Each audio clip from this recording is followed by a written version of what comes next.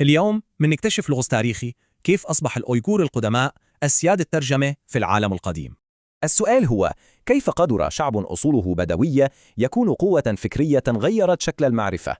عشان نلاقي الجواب لازم نرجع بالزمن للي قبلهم، لإمبراطوريات تركية زي الغوكتا. طيب، هل كان عندهم كتابة خاصة فيهم؟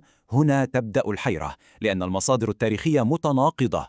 شوفوا الغريب، سجلين تاريخيين من نفس الفترة كلامهم عكس بعض تماماً.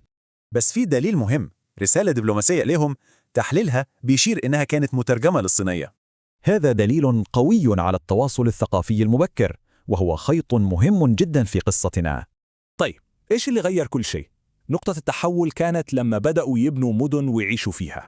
وفي هذه المدن ازدهرت حركة علمية وثقافية ضخمة، أساسها كان القراءة والترجمة. وهنا ندخل العصر الذهبي للأويغور ونشوف كيف الاستقرار هذا فجر كل طاقاتهم الإبداعية.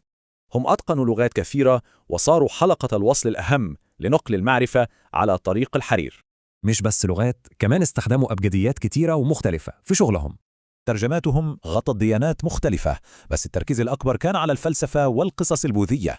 والأكثر من كده، ترجموا حتى من لغات ميتة وحافظوا على كنوز معرفية كانت بتضيع. وهذا الجهد الكبير كان وراء شخصيات عبقرية، وأهمهم هو شينكو شيلي توتون. فلسفته ما كانت بس نقل كلام، كان هدفه يرجع الروح للنص الأصلي ويخليه حي. ابتكر الطريقة من 3 خطوات حولت الترجمة من مجرد نقل معلومات لفن حقيقي.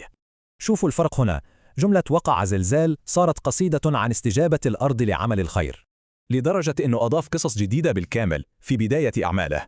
ثقة وإبداع ما لهم حدود.